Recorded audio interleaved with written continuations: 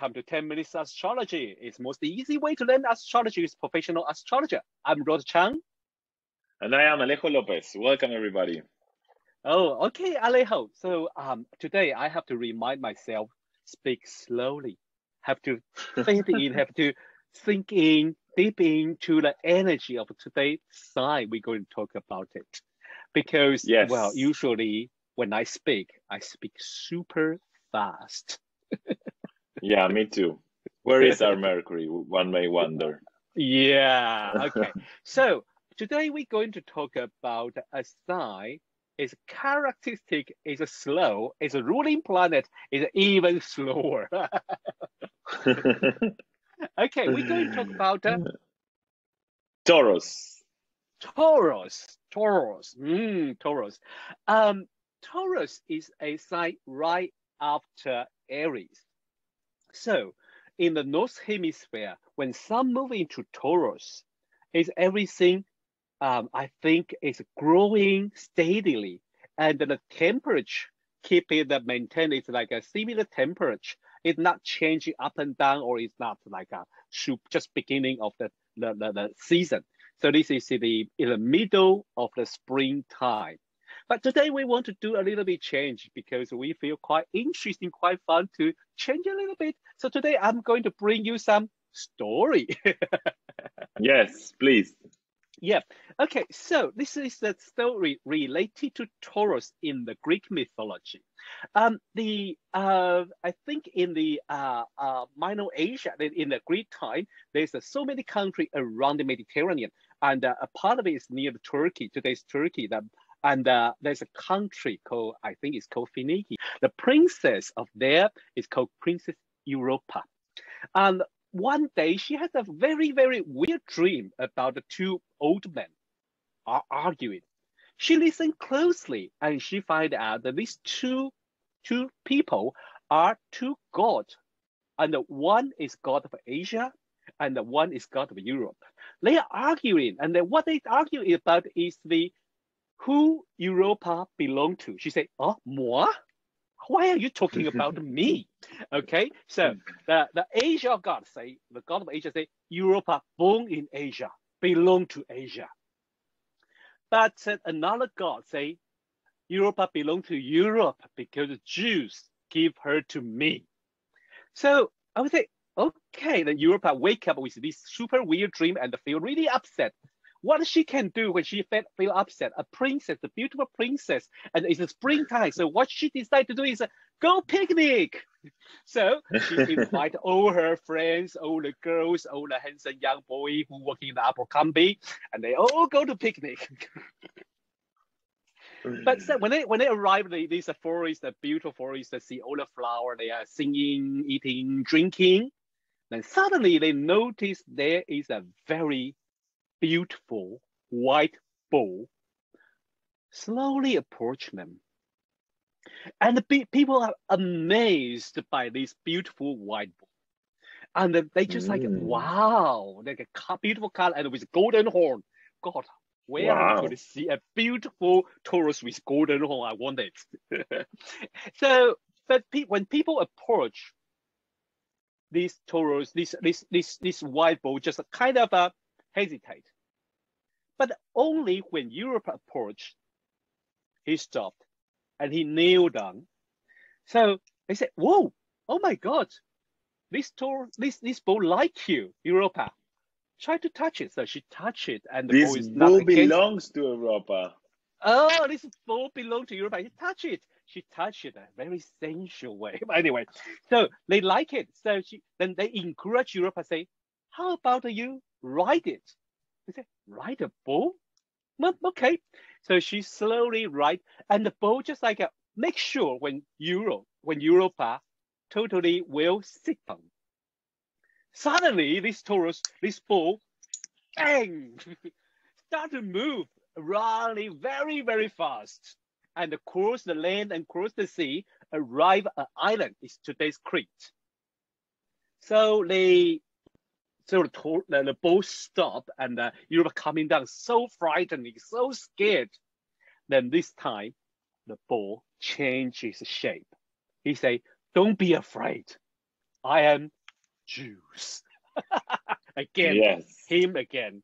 So, because Jews fall in love with Europa, so he want to seduce her to a place where his wife couldn't find. Yeah. Well, Europa couldn't reject because he's a little girl with a god. So well, they kind of they get together and married, and then they Europa give birth of I think the ancestor of a Crete island and the Greek, right? I think so. Yeah. Yeah. Yeah, so the people will ask us, you talk about all this story. What they to do with Taurus? I think a Well, few points. Yeah. yeah. Tell me. Alejo. No, you tell me. Yes. Yes. What do you think? Yes. The first things I I didn't mean to like. interrupt. Yes, no, don't worry. The first things I like is the argue between two gods. This part usually being ignored, but I like this part because they are talking about Europa belong to who. In today's view, it's quite terrible. Talking about a person belong to who, this sounds quite terrible. Well, but in the ancient time, anyway, we remember their cultural background is by that time. So they are talking about belonging. Who own Europa? Who own this lady? That's one thing. Yes. Another thing is talking about the Jews approach things he want in a very steady, very careful way until everything is settled down. He nailed it. Yeah. True. Yes. Yes. So this is basically a little things about the Taurus, but how our audience going to learn the quality of Taurus, Alejo? Well, if we go back to what we were seeing before, as you did with Aries, if we think of Taurus, this means that it's a fixed sign and it's an earth sign. So it's like the most fixed you can get in the zodiac, because from all of the elements it's the most steady one, and from the three modes is also the most steady one. So basically it's about fixity and things being stable, like you were saying with Zeus, who was waiting for her to be stable, holding on his horns before running away, right? So there's this idea, and also if we imagine like this huge, white, beautiful bull, it's like the power of the earth, it's like the seducing power of the earth.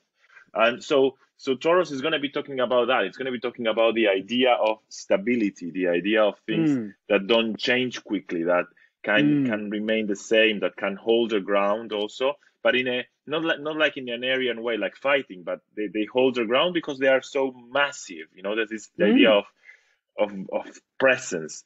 Also, I would say that this idea of the material world, like she went picnic gathering the flowers, so one can imagine all of the senses being kind of stimulated. Yeah. You were talking about spring before. It's like, when we get to the middle of the spring, you go out and you see all of these flowers, you have all of these smells, you have all of the different fruit. So it's like everything, all of the senses are kind of overexposed to stimuli.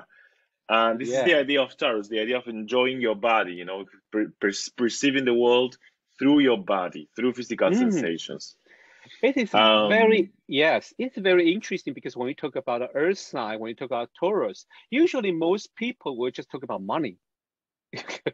Yeah, it's true. Yeah, but we have to think of the earth in a psychological way. I mean, it's also about money. It's also about the physical world, in the sense that it's it's something, it's the idea of grounding, of being safe, of survival. Let's say there's this idea of you have a body who has to be fed, who has to feel pleasure, who has all of these needs. And yeah, money is one way of achieving pleasure. Money is one way of achieving nice food, nice clothes, and nice, paintings, and going to concerts, and all of these things that give us pleasure.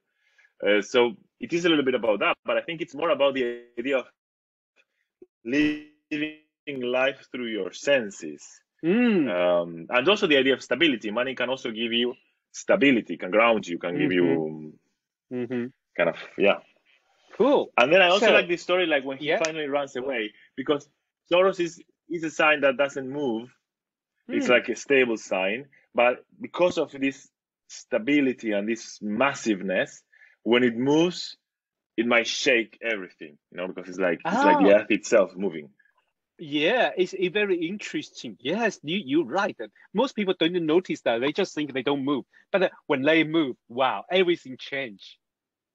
Yes, that is so Like, true. it's a So, sign that mhm, like yeah, a planet in Taurus can be very patient because it's very well connected. Like you were telling the story about the bull, and people were coming close, and he was hesitating. yeah, He was waiting for her to come hmm close to him, and then he kind of kneeled to her. So the planets in Taurus are usually patient. They know that things mm, take time, but once the yes, time has passed, once the thing is running, once they have to set into action, they will be unstoppable because they once they wow, made up their mind, once they hmm this again is the idea of fixity. Is if mm, you think of a cow when they eat, they eat and eat and eat and eat and process a lot of their food. So the same thing happens with their planets in Taurus. Like they get so stable, they get so fixed in what they do that once they set into action, it's hard to make them change. And that's yeah, why it's then true. Taurus is reputed as being stubborn. But more than Ah, stubborn, it's kind of hmm consistent, I would say. yes, consistent. I prefer this word because I also have a fixed sign, so I don't like stubborn. I like consistent. I don't like change because I hold my principle. I hold my truth. No one going to change me. Yeah, good. Okay, but Yes. I enjoy my that kind of quality of things. I really enjoy that. So today, should we use a planet to practice like usual, and then we give exercise? Yeah, let's do. Which planet would you like to do? Ooh, which planet I like to do? How about Mars? Yeah, Mars. I was thinking also about Mars, actually. So good. Yes. Yes, yes. Well, when Mars in Taurus, because we know this kind of construct because the Mars is kind of fighting energy. Mars is action. Most people think of Mars, they will say, oh, they're acting, they are angry, they fight. But how about Mars in Taurus? Do they fight? Well, they might fight, but they will not fight probably out of bars. It's not like you Mm. touch me and suddenly I'm all turned on. It's usually they will hold. They hmm will wait, they will hold, they will be hmm patient. And again, like we were saying, once they need to fight, they probably hmm will be unstoppable. And it's like this idea of fixing, right? So it's like this idea of mm keeping up with their desires and their fight. Once they decide to fight, they hmm will be unstoppable, probably. But mm I don't think it's a Mars that will react very quickly. It's a slow Mars. It will take its hmm time. I always think of Mars in Taurus is like these people when they get home, like these people with some people you invite home and um, they stay, when you have guests, so they stay for a week or something. And suddenly after 5 or 6 days, you see that in every room there's an object that belongs to them. And I always say, this is Mars in Taurus. It's like slowly conquering the place. It's like Oh my it's not gonna go gosh. direct.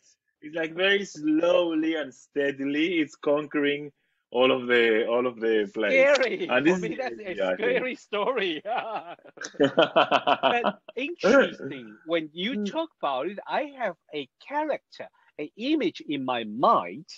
It's a small character, not a major character. In the Lord of the Ring, the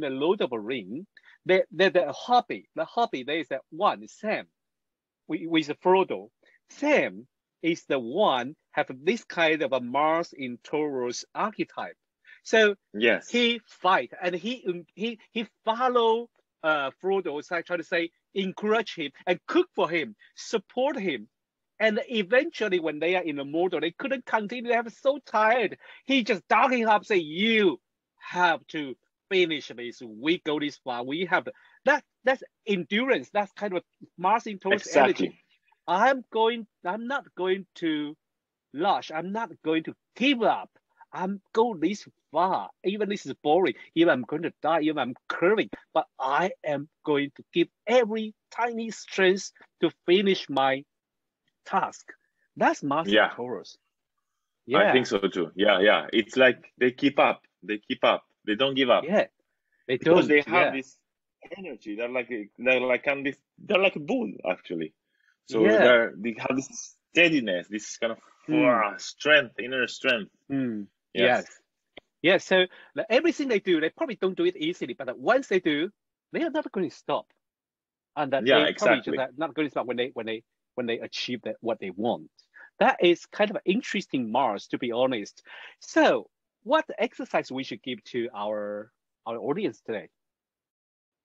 So I would say try to think about Mercury in Taurus. So you can compare with the Cool. other Mercury, which is Mercury in Aries. Oh yes, yes. Mercury in Aries last time, and then now we try to protect the Aries in Taurus. So again, remind you, the Mercury is about the communication, sibling, our relationship with people around us, and our mind, our think. Then when Yes. it's related to Taurus, how you describe it. Okay. Well, Yes. thank you for watching 10 Minutes Astrology, and you can find me on Instagram, AOAUK So you can find Alejo on Instagram. Mine is Liminal Cosmos. Let me know Cosmos. I don't know why I'm suddenly couldn't find my name. Okay, well, and the next time we're going to talk about Gemini. So stay in tune. Bye bye. Bye bye.